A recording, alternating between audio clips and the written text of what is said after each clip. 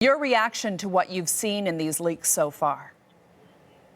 Well, it's the largest single data leak concerning the identities of owners of offshore companies in world financial history.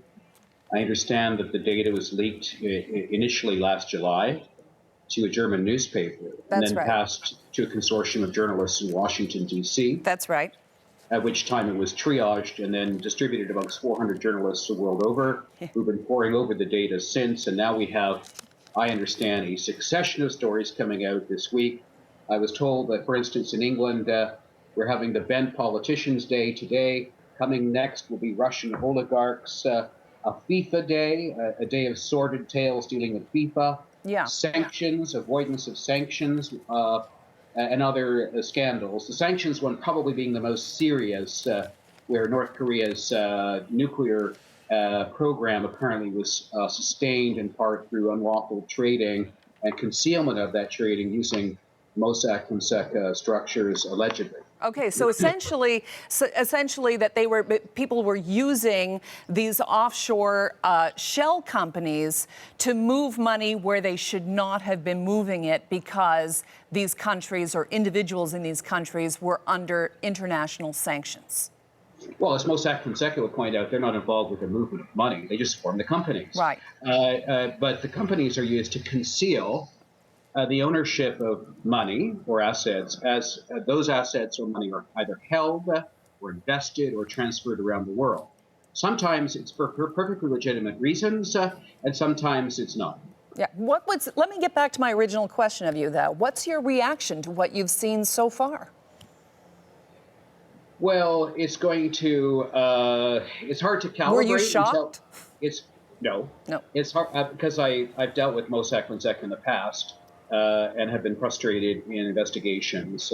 They're quite aggressive in terms of, on the continuum of offshore companies. I mean, their reaction, we bear no responsibility for what the companies do after we set them up, is really quite silly, because in exchange for allowing them to form these companies, there's a bargain that exists now and has existed for 20 years, which is they have to collect data about the owners of the companies, so that a fraud investigator like me, or a judge, or a criminal authority can collect information about the true ownership of companies offshore or on when it's necessary to do so. Right. And for them to say, well, we have no responsibility, we just open them up, is wrong. They need to know who the owners are, and they need to understand that bad business is no longer good for business. In some of these documents, it was suggested, if not said outright, that they were willing to help companies and individuals even after they were linked to criminal activities. For instance, there was one case in South Africa where the pension to help South African mining widows was completely defrauded. And they continued to do business with the individual who was alleged to have done that crime. Look, I understand that they're going to have a lot to answer for over their conduct. This goes back to the 1970s, all right? Psychologists of frauds point out that 10% of human beings always will make unethical choices, no matter what. 10% of us never will. And 80% of human beings are at risk of making bad choices if there's no real supervision over what we're doing, or no rules of transparency, or at least collecting the data they're supposed to collect about the ownership of these companies. So that's where it breaks down. Is they're defenders of privacy. That's okay.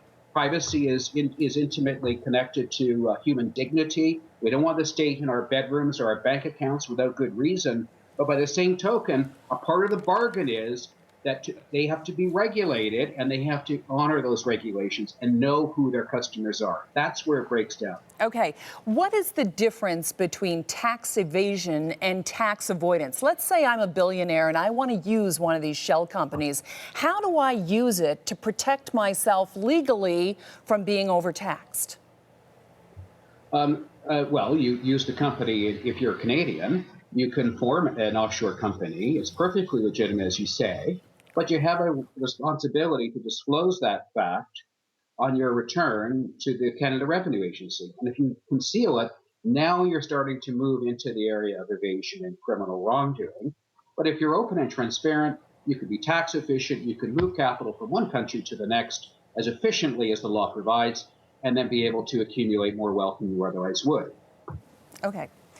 This begs the question then, and this is the question we started off, is there a good reason for billionaires to get these kinds of tax breaks? Well, of course, it's interesting how the question is being framed.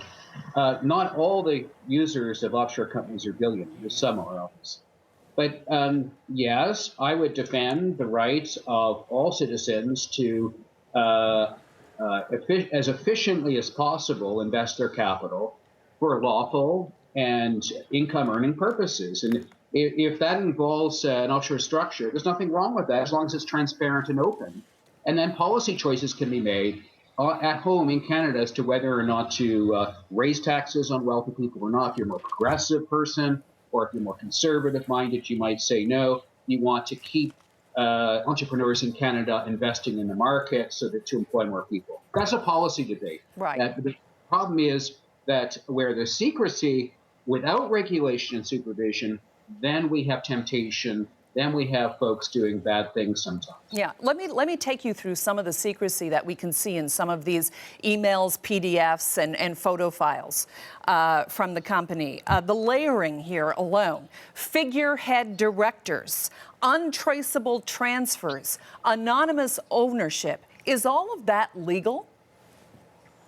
No, because, where the rubber meets the road, is Mossack Fonseca, unlike their statement, we bear no responsibility for what the companies we form do, that's just false. They need to know who stands behind those companies and be in a position to share that information to investigative lawyers like me when I have a court order requiring them to give it to me, or to law enforcement. They can't hide the ball anymore. It's not allowed, and they should be shut down unless they agree to the terms of the bargain that they're already under, which is to be properly regulated and follow the rules. Okay, let me bring to you the example that Raymond Fonesca brought to Panama TV yesterday evening. He said, look, it's like we build a car. It's like a car factory. If somebody takes that car and uses it for an illegal activity, a robbery, the factory is not responsible. Do you buy that argument? Well, it's a silly non sequitur. The regulations are clear. Jürgen Mossack, that firm needs to know their customer. They have an obligation to do so. It's against the criminal law to be a banker in today's world or an offshore service provider and not to exercise due diligence in an honest and responsible way to understand who stands behind the companies and what they're up to. So if they're trading with the enemy and providing hundreds of millions of dollars of dosh to North Korea to build nuclear weapons unlawfully, they should ferret that out and resign from providing services to those companies. Okay, let me ask you this, Martin, before I let you go. At the end of the day, they are threatening. In their first PR round on this, they sent PR Director Carlos Sousa ends with a threat to pursue criminal allegations for those, including the media, I suppose, for using stolen company documents or even civil lawsuits. Do you think that's going to be a fallout for this, for the company, for the Panama company we're talking about here, Mossack Fonseca, or do you think that the fallout's going to be, where do you think it's going to end here? Well, I would hope that they are better advised than to start lawsuits to try and stop for the use of data, which is in the public interest to be commented on because of a leak. I have no idea who did leak the data. All I know is it's been leaked. And that data contains stories of public interest to the extent it reveals a failure to abide by regulations and a failure to reject bad business.